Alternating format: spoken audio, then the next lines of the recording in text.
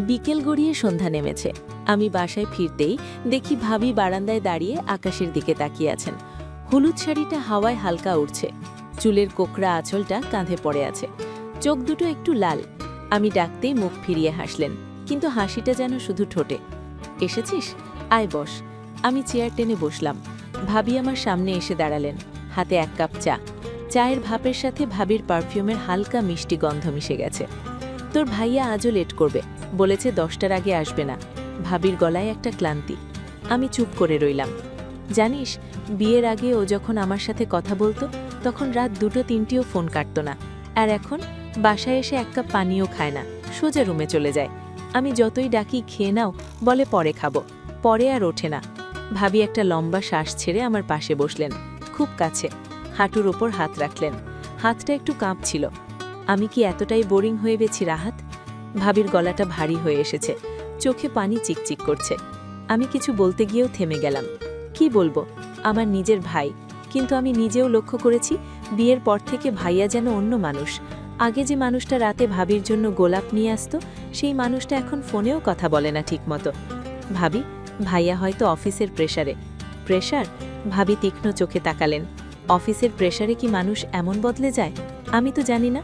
আমি শুধু জানি 2 মাস আগে ও আমার চোখের দিকে তাকিয়ে বলতো তুমি আমার জান, আর এখন আর আমার দিকে তাকায় না। ভাবি হঠাৎ আমার হাতটা শক্ত করে ধরলেন, আঙুলগুলো ঠান্ডা। তুই একটা কথা বল, আমি কি সত্যি এতটাই অপছন্দনীয় হয়ে গেছি? আমার মধ্যে কিছুই আর ভালো লাগে না ওর? আমি মাথা নিচু করলাম।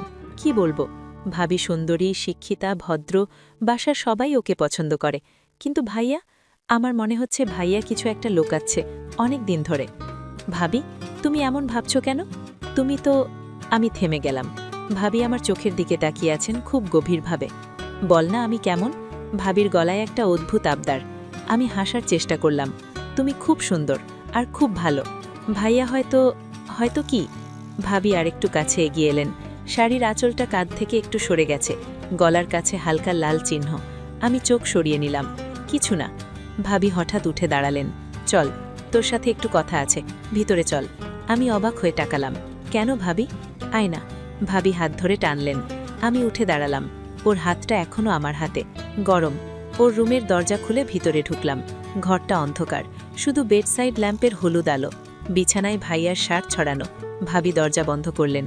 আমার বুকটা ধক করে উঠল। ভাবি, কি হলো? ভাবি আমার দিকে ফিরলেন, চোখে একটা জলজলে ভাব। তুই আমাকে সত্যি কথা বল, তোর ভাইয়া কি কারোর সাথে? ভাবি থেমে গেলেন, ঠোঁট কাঁপছে। আমি কিছু বলার আগেই ভাবি আরেক পায়ে গিয়ে এলেন, এত কাছে যে ওর শরীরের উত্তাপ আমার গায়ে লাগছে। না রে, আমি তা ভাবি না, কিন্তু আমি যে খুব একা হয়ে গেছি। ভাবির গলা ফিসফিস, হাতটা আমার বুকের ওপর রাখলেন। আমি পিছিয়ে যেতে গেলাম, কিন্তু পিছনে দেওয়াল। ভাবি, এটা ঠিক না। ভাবি আঙ্গুল আমার ঠোঁটে ঠেকালেন। চুপ, আজ শুধু শোন আর অনুভব কর। ভাবি আমার হাতটা ধরে নিজের কাঁধে রাখলেন। চামড়া গরম, নরম, আমার আঙ্গুলগুলো নিজে থেকে নড়ছে। ভাবি চোখ বন্ধ করলেন, একটা লম্বা শ্বাস নিলেন। আমি জানি তুই আমাকে চাস, তোর চোখে আমি সেটা দেখেছি প্রথম দিন থেকেই। আমি আর নিজেকে ধরে রাখতে পারলাম না। হাতটা ভাবির পিঠে নামল, কোমরে। ভাবি আমার বুকের উপর মাথা রাখলেন। শরীরটা কাঁপছে, আমারও কাঁপছে। ভাবি, আমরা ঠিক করছি না। ভাবি মুখ তুলে তাকালেন, চোখে জল, কিন্তু ঠোঁটে হাসি। ঠিক ভুল আজ আর ভাবতে ইচ্ছে করছে না। আজ শুধু চাই একটু ভালোবাসা, একটু উষ্ণতা। তুই পারবি না দিতে? আমি আর কিছু বললাম না। ভাবিকে জড়িয়ে ধরলাম শক্ত করে। ভাবি আমার গলায় মুখ লুকালেন। গরম শ্বাস আমার চামড়ায় লাগছে। আমার হাত ভাবির পিঠে, কোমরে, তারপর আরও নিচে। ভাবি কোনো বাধা দিলেন না, বরং আরও কাছে টেনে নিলেন। আমরা দুজনেই জানি এটা পাপ, কিন্তু আজ পাপটা খুব মিষ্টি লাগছে। মোমবাতির আলোয় ভাবির শরীর যেন সোনালি হয়ে উঠেছে। আমি ওর গলায়, কাঁধে, চুলে মুখ ডুবিয়ে দিলাম। ভাবি আমার শার্টের বোতাম খুলতে লাগলেন, আস্তে আস্তে। প্রতিটা বোতাম খোলার সাথে একটা করে শ্বাস ফেলছেন। আমার শরীরে যেন আগুন ধরে গেছে। ঠিক তখনই ভাবির ফোনটা বেজে উঠল। স্ক্রিনে নাম ভাইয়া হার্ট। দুজনেই থেমে গেলাম। ভাবি ফোনটা হাতে নিলেন, চোখে একটা ঝড়। তারপর হঠাৎ হেসে ফেললেন। ধরব? আমি মাথা নেড়েছি, না। ভাবি ফোনটা কেটে দিলেন, তারপর সাইলেন্ট করে বিছানার নিচে ছুঁড়ে ফেলে দিলেন। আজ আর কেউ আমাদের বিরক্ত করবে না। ভাবি আমাকে বিছানায় টেনে নামালেন। আমি আর প্রতিরোধ করিনি। মোমবাতির শিখাটা কাঁপছে, ঘরের দেওয়ালে দুটো ছায়া মিশে গেল, একটা আরেকটার সাথে, ধীরে ধীরে গভীরে। কতক্ষণ কেটেছে জানি না, শুধু জানি ভাবির শরীর আমার শরীরে মিশে গেছে, শ্বাস মিশে গেছে, হৃদয়ের ধুকপুক এক হয়ে গেছে।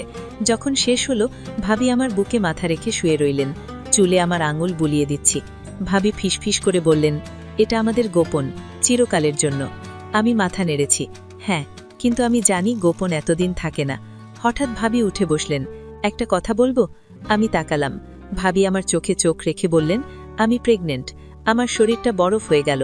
কার? ভাবি হাসলেন, একটা রহস্যময়ী দুষ্টু হাসি। সেটাই তা এখনো জানি না। সেই রাতের পর থেকে দিনগুলো যেন স্বপ্নের মতো কাটতে লাগলো। ভাবি আর আমি, আমরা দুজনে দুজনের ছায়া হয়ে গেছি। বাড়িতে কেউ থাকলে আমরা দুটো আলাদা মানুষ, কেউ না থাকলে একটাই শরীর। কিন্তু ভাবির পেট দিন দিন বড় হচ্ছে, আর আমার মনের ভেতরে একটা ঝড়। এটা কার সন্তান, ভাইয়ার নাকি আমার? ভাইয়া এখনো কিছু জানে না। বাড়ি ফেরে রাতে ভাবির সঙ্গে দুটো কথা বলে ঘুমিয়ে পড়ে। কখনো কখনো সারা রাত আসেও না। আমি জানি সে কোথায় থাকে, সেই লাল শাড়ির মেয়েটার কাছে, নাম রিমা, ভাইয়ার অফিসে জুনিয়র। আজ 7 মাস পূর্ণ হলো। ভাবি ডাক্তারের কাছ থেকে ফিরেছেন। আমি বারান্দায় দাঁড়িয়ে আছি। ভাবি এসে আমার পাশে দাঁড়ালেন, হাতে একটা এনভেলপ। এটা কি ভাবি? ভাবি হাসলেন না, শুধু এনভেলপটা আমার হাতে দিলেন। খোলো। আমি খুললাম। ভিতরে একটা ডিএনএ রিপোর্ট, আমার নাম আর ভাইয়ার নাম লেখা, আর একটা ছোট্ট ফিটাসের স্যাম্পল। আমার হাত কাঁপছে। এটা কি বলছে? ভাবি আমার কানের কাছে মুখ এনে ফিসফিস করলেন, 99.9% ম্যাচ তোর সাথে। আমার পা দুটো দুলে উঠল, বিশ্বাস করতে পারছি না। তুমি কিভাবে? ভাবি হাসলেন, এবার সত্যিকারের হাসি। তোর ভাইয়া বিয়ের পর থেকে আমাকে একবারও ছোঁয়নি, একবারও না। আমি ওকে অনেকবার বলেছি, ও বলতো আমি পারছি না। আমি ভেবেছিলাম ওর কোনো সমস্যা, কিন্তু না, ও শুধু আমাকে চায়নি, ও চেয়েছিল লিমাকে। আর আমি তোকে চেয়েছিলাম প্রথম দিন থেকেই। আমি পিছিয়ে গেলাম, তুমি আমাকে ফাঁদে ফেলেছ। ভাবি আমার কাছে এলেন, হাত আমার গালে রাখলেন। না রে, আমি তোকে ভালোবেসেছি। তুই আমার একমাত্র সত্যি পুরুষ, আর এই সন্তান, এটা আমাদের। আমি কিছু বলতে পারছি না, চোখে পানি। কিন্তু ভাইয়া যদি জানে? ভাবি হাসলেন, একটা ঠান্ডা ভয়ঙ্কর হাসি। ও জানবে না, কারণ ও আর এই বাড়িতে ফিরবে না। আমি চমকে উঠলাম, মানে? ভাবি পকেট থেকে একটা চিঠি বের করলেন, ভাইয়ার হাতের লেখা। পড়ো। আমি পড়লাম, প্রিয় তানিয়া, ভাবির নাম। আমি আর পারছি না। আমি রিমাকে ভালোবাসি। আমি ওর সাথে নতুন জীবন শুরু করতে চাই। আমি ডিভোর্স চাই। তুই যা চাস নিয়ে নে, আমি আর কিচ্ছু চাই না। আর হ্যাঁ, তুই যদি কখনো সন্তান নিয়ে থাকিস, সেটা আমার নয়। আমি জানি, কারণ আমি তো তোকে কখনো চিঠিটা আমার হাত থেকে পড়ে গেল। ভাইয়া সব জানে, সব। ভাবি আমাকে জড়িয়ে ধরলেন। এখন আর কোনো ভয় নেই, এখন শুধু তুই আর আমি, আর আমাদের সন্তান। আমি কিছু বললাম না, শুধু ভাবিকে জড়িয়ে ধরলাম। আমার ভাই চলে গেছে, আমি তার জায়গা নিয়েছি, আমি তার সংসারকে নিয়েছি, আর সে আমাকে কিছু বলেনি, শুধু চলে গেছে। রাতে আমরা দুজনে বিছানায় শুয়ে আছি। ভাবি আমার বুকে মাথা রেখে বললেন, তুই কখনো আমাকে ছেড়ে যাবি না, তাই না? আমি ওর চুলে হাত বুলিয়ে দিলাম, কষ্ট না। ভাবি হাসলেন, তাহলে একটা কথা দে, এই সন্তান যখন বড় হবে, তুই ওকে কখনো বলবি না এর বাবা কে ছিল। ও শুধু জানবে তুই ওর বাবা। আমি মাথা নেড়েছি, হ্যাঁ। ভাবি আমার ঠোঁটে একটা গভীর চুম্বন দিলেন, তুই আমার চিরকালের জন্য। আমি জানালার দিকে তাকালাম, বাইরে পূর্ণিমার চাঁদ, আর মনে হলো কোথাও দূরে একটা ছায়া দাঁড়িয়ে আছে, যেন আমার ভাই আমাদের দেখছে, কিন্তু আর ফিরে আসছে না। এই গল্পটা শেষ হলো না, এটা চলবে আমার আর ভাবির মধ্যে, আমাদের সন্তানের মধ্যে। আর হয়তো একদিন সেই সন্তান যখন জানতে চাইবে, বাবা আমি কার, তখন আমি কি বলবো? আমি জানি না। আমি শুধু জানি, এই প্রেমটা ছিল নিষিদ্ধ, কিন্তু এই নিষিদ্ধ প্রেমই আমাকে বাঁচিয়ে রেখেছে, আর আমার ভাইকে হারিয়ে দিয়েছে চিরকালের জন্য।